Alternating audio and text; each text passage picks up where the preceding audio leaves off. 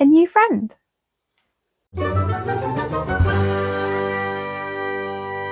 Hello and welcome to the Ren Den. I'm Ren, and today I want to talk to you about creating magical realms. Now, I accept this is not my usual thing.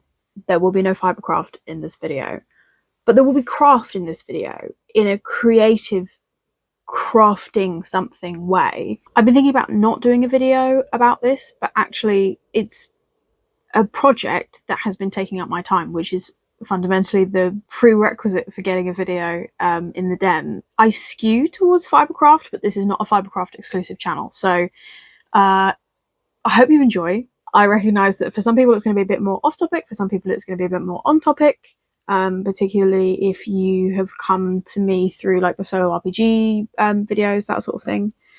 This is maybe a bit more your vibe. I'm not going to apologize for it. This is my space, and this is something that I really love, and I would like to put in the record that is the Ren Den and share with you as well. So I hope you enjoy. So in this video, I'm going to go through my process for creating fictional, in my case, fantasy worlds. The tools that I use, the sort of thought processes involved, what I'm prioritizing, what I'm not, and yeah, just like the bits I particularly enjoy, where I'm coming at it from. Now, be warned, in the particular fantasy world that we're going to talk about today, I have not yet successfully written a novel or started a D&D campaign. I've not used it for anything practical. I've run a couple of one-shots technically within it, and I've started some novels technically within it, but I'm coming to realize that I enjoy the process of world building as much as, or possibly even more than, I enjoy the process of telling a story in the world. I would love to get to the point of sharing this world with others and making stories in it. But for the purposes of this video, we're just going to talk about the creation of the world itself. So here's how I go about that. First of all, you need land masses on a planet. There's several ways to generate continents. Some people throw their dice on a table and draw around, and various types of die mean various things. I use Asgard's fantasy map generator on GitHub. I'll put the link to this and anything else that I mention in the description. Which is a great tool. There's loads of, it's free, there's loads of customization options, and you can generate really interesting shapes to use as sort of base continent shapes. What I tend to do is take those and then mess with them. So I'll generate some that I like, depending on, you know, I think there's 5 continents on the world of Sorn, which is the world that we're going to discuss today. So what I'll do is I'll get the program to generate a bunch of continent shapes, and then I'll put all of those into Procreate and just move them around, you know, scale them and descale them, work out where I want them to kind of sit in a rectangular kind of atlas style map format, first of all, because that's easier to deal with than going immediately for like round. We're just going to ignore the fact that a rectangle is not a globe for the sake of how big do I want the continents to be, what loose configuration do I want them to be in, you know, the easy stuff. From there, you can start to do tectonic plates if you're so inclined. I find it useful for figuring out where the mountains would go. I mean, also you can just put mountains wherever you want, because particularly if you're building a world that has magic in, like I am, and that was like intelligently created by intelligent beings, and you can sort of just hand wave a bunch of stuff, because at the end of the day there's magic involved, so kind of all bets are off. But it helps me to have a sense of like where the big mountain ranges of the world might be. Then obviously tectonic plates exist on a globe, not on a rectangle, so to make sure that that makes sense in to the degree that like they match up at the edges correctly, not really any deeper than that, so I used to put them all into a program called G-Plates. So I put the rectangular map into this program, and it would wrap the rectangle around a globe shape, a 3D globe shape in the program, and then you can rotate it and you can see where the lines join up and go back and change your rectangular drawing and re-upload it to make a new globe, and, you know, figure it out like that. I feel like I probably only ever scratched the surface of the abilities of that program. I'm technologically inclined to the extent that if I'm obsessing with something, I will spend quite a lot of time and energy trying to figure it out, but I don't have a lot of practice in like coding and stuff. So when it starts to get complicated, so I probably only really scratched the surface of G-plates, but certainly in the early days of figuring out what Sorn was like, it was fun to play with. For the most recent globe map of Sorn, what I did was slightly more labor intensive but prettier. I took the rectangular map, cut it up in sort of digitally in Procreate, and warped it into what's called a Nicolosi globular projection. Do you see those old maps where it's like 2 big circles of map and then 2 small circles of map? Here is the version that I made for Sorn. The advantage of using this projection is that the center of every circle is going to be broadly correct to what the sort of proportion of continents and an ocean would look like on the globe. And then as you get closer to the edges of each circle, it becomes less and less accurate, but also closer to the next circle. So you can sort of see how it would all match up. So for the most recent iteration of Sorn, I used that, and kind of using the longitude and latitude lines, I tried to make sure that the landmasses matched the squares that they were using. And that was pretty good fun, and definitely helped me to sort of understand how the globe fit together, because broadly I was worried that I basically had 2 strips of continents, but on the globe format it looks a bit more kind of intertwined, and it meant that I added a bunch more islands, sort of following the tectonic plates and that sort of thing. So it was definitely fun to do. I would probably only do it for worlds where I was really going to spend some time there, but it's a very fun project, and the Procreate like warping tools make it quite straightforward. So once I have the continents, and the putting it around the globe kind of necessitates using longitude and latitude lines a little bit, or it's easier if you do use them. Once I've got that image, I will basically go back to the rectangle that warped into that shape, just for simplicity's sake, really. And I will run it through a playlist of Artifexian's Worldbuilding videos on YouTube, which again, I'll link. His videos are super engaging and easy to follow, and he covers tectonics, climates, trade routes, winds and currents, where the trade winds will flow and that sort of thing, and how that impacts how the ocean moves, and what a Hadley cell is, all that sort of thing that sort of helps to create like variety and complexity in the world. Now, disclaimer, I don't always do everything that Artifexian goes through in his videos, again, because I'm making a fantasy world, so if it doesn't match what a real planet would do, magic did that, so it's fine.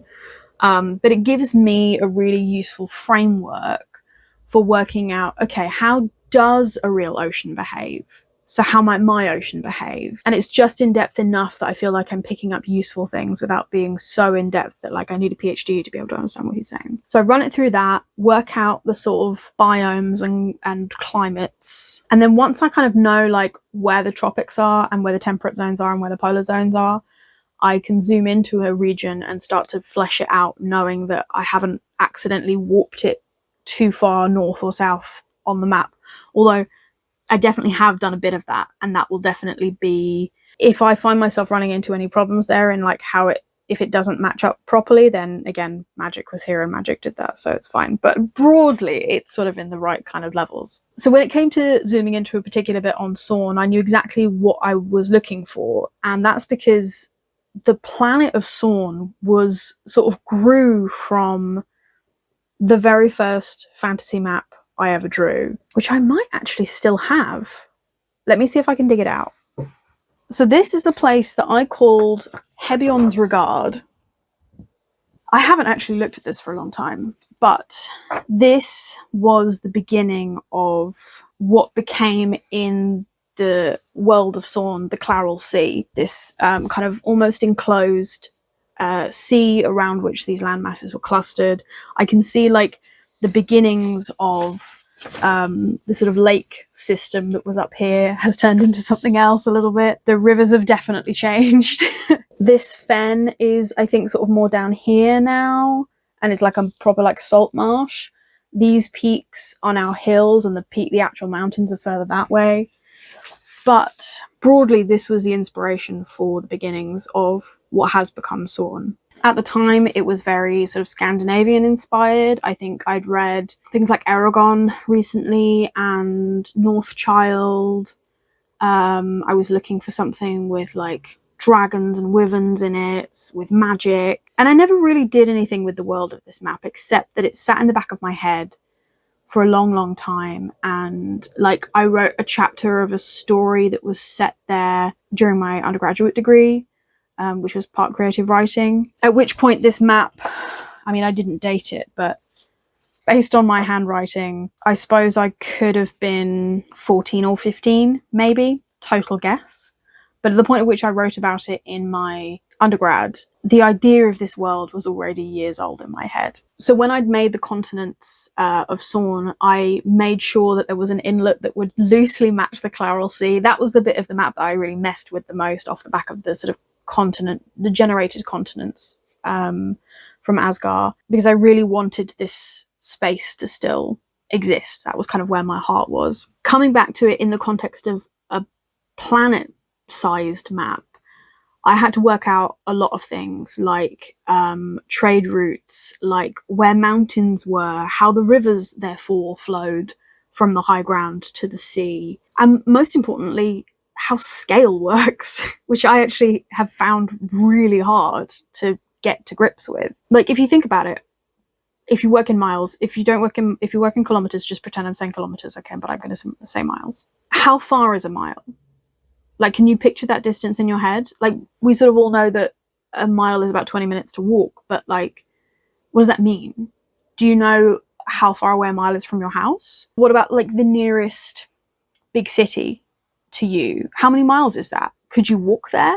How long would it take you to walk there? What circumstance would have to happen for you to want to travel that distance? The thing that's really helped me is looking at like just Google Maps and working out like, oh, that point is a mile away from me. That point is 20 miles away from me. That point is 100 miles away from me. And sort of working that into my design of the maps from Sorn. So this first map was obviously drawn by hand. When I next came to really draw maps of Skuldra, which is what the continent on Sorn of this was called, I moved to a program called Incarnate, which I can recommend. It was very fun. It's very easy to use. There is a subscription option. I don't remember if it is only subscription option. I'll look it up. But yeah, I've got a couple of maps that I made from Incarnate. And then I went back to drawing by hand again and using like stamps from various packs that you can download. I'll try and find the pack that I use for mountains and hills and things. I'm not 100% sure it's labeled in my Procreate, but I will see if I can find it and I'll put it in the description if I can. As I hope you can see, every map of Skuldra and of this region, the details get smaller, the rivers get more twisting, the towns get more frequent, as I'm really trying to figure out like what the scale that I've set up for this world actually means. So yeah, looking at Google Maps in real life to work out what the context was for those sorts of measurements and distances was really helpful. I'm using 20 miles as a sort of generalized how far someone could travel in a day. Obviously, sometimes that will be less and sometimes it will be more, but it's useful again for the context of like, all of these places are within a day's walk. All of these places are within a 2-day walk, and you know, so on and so forth. And so this is Skuldra as she currently stands, the first continent of Sorn. She's big. This map would be a great overview for like a whole campaign or a whole novel to really just show a huge space to explore over time, or like context for like which countries border other countries, that sort of thing. For like day-to-day like adventuring or storytelling, it's not necessarily a helpful scale, but it puts everything into perspective. And part of figuring out how the scale of this big map worked, so each hexagon on this map is 20 miles. And I also worked up a bunch of smaller maps where each hexagon was still 20 miles, but I could explore the area in a lot more detail. So for example, this is the Nation of High Holdings. It contains the biggest lake in central Skuldra, which is 20 miles long. Now, from the early maps of Skoldra to now, this lake has shrunk a lot. But what I realized was looking at like my real world references. So for example, Lake Windermere is the biggest lake in England. It's 10 miles long. That's probably the biggest lake I've seen with my eyes. I mean, certainly I'm familiar enough with it to understand what that means, how many towns a lake like that would support, how long it would take to get from one end to the other, how different those places might be because they're separated by such a distance. By doubling that in Stelmere, I'm taking some of that context into that space and making it, bigger and wilder and more fantastical. Now, obviously, these country maps, like High Holdings, they're too messy to sort of be like formal presentation maps necessarily, but it's just really helpful to like work out stuff in these spaces and be like, how does a mountain pass work? How do valleys create rivers, create lakes, create floodplains? That, how is it all connected in sort of specific ways? For me, is really useful. I understand for some people this will be too much.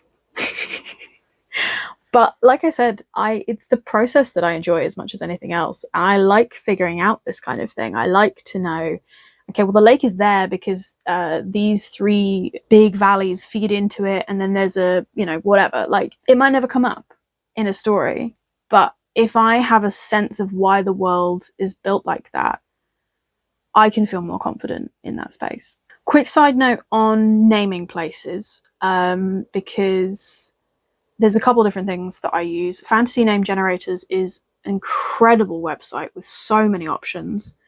And it's great for just sort of spitting out random words and syllables that kind of fit the vibe of what you're going for. I'll often go into other categories than the thing I'm actually looking for to look for a specific vibe. But it's a really useful resource and incredibly like broad in doing like real world stuff and fantasy stuff and some like IP specific stuff as well. I also make a lot of use of a website called indifferentlanguages.com, where you can put a word in and it just gives you that word in a bunch of different languages. So for each region, what I'll tend to do is pick 2 or 3 languages that I like the sort of phonetics of for what I want that region to feel like, and draw from those 2 or 3 languages in translating words like, hill and valley and old and cursed and, farm. And that's, sort of in the sense that like in the real world, a lot of places are named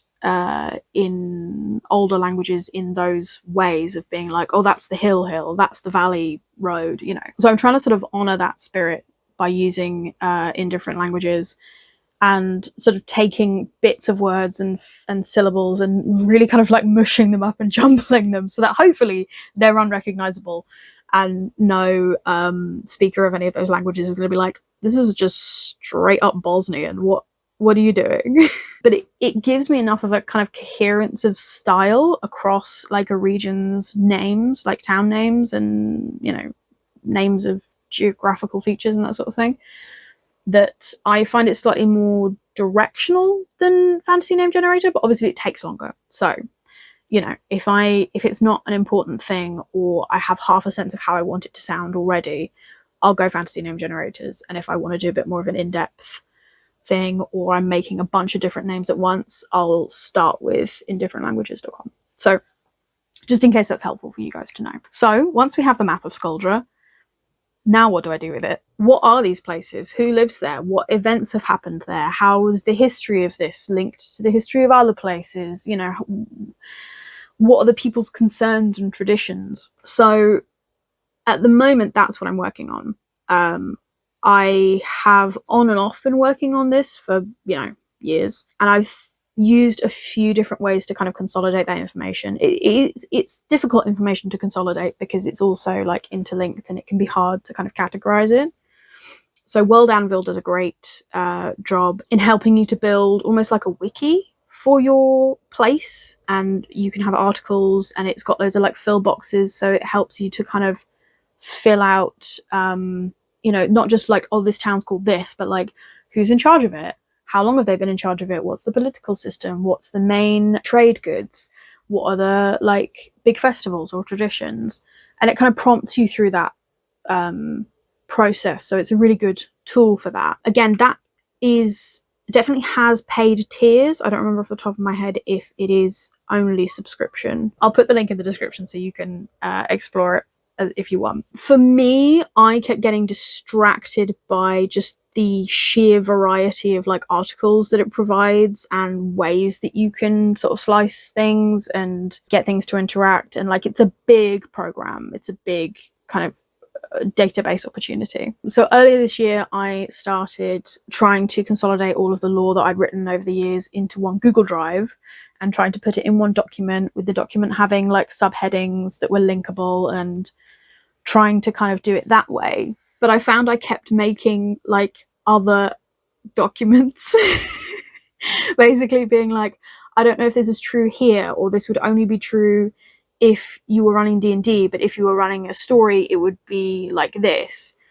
And it was already getting tangled, like only like a month or so into trying to put it in that format. And then a very dear friend put me onto a program called Obsidian. Obsidian is similar to World Anvil and also Scrivener, if you've used Scrivener, except that it's free. And the way that it works is you organize your stuff into folders. Those folders have notes in, those notes have information in. That information can be linked to other notes and information. And all of the notes are saved as plain text files on your computer. So it's completely secure. It's completely like, as long as you back it up, obviously, it's sort of future-proofed. If the program goes down, you're not going to lose all of that data. There is a subscription option. I haven't felt the need for it yet and probably won't. But if you want to turn your vault, which is where you keep the stuff, that's what it's called, if you want to turn that into a wiki for your D&D players, or if you want to be able to access it on multiple devices, then that's the subscription model. But I haven't had the need for that yet, and I don't feel like I'm being punished for not signing up for the subscription model. It's really customizable. They have what are called plugins, which are like, my reference point is mods for like video games. Basically, people in the community have written code. If you install that code into your version of Obsidian, you can give it extra functionality or different appearances. And it's just really like, again, I'm not a big coder, but this works enough for me that I have engaged a little bit in some coding. I'm watching a lot of like tutorial videos, and actually Obsidian TTRPGtutorials.com is a great resource for this specifically. If you want to know what plugins would be useful from a world building perspective, from a TTRPG perspective, how to install them, ideas for using them, that's a really great resource for that. I found that really helpful. But I've got a calendar plugin, so I can have a custom fantasy calendar in there, and you can, change so many details about that. That's great.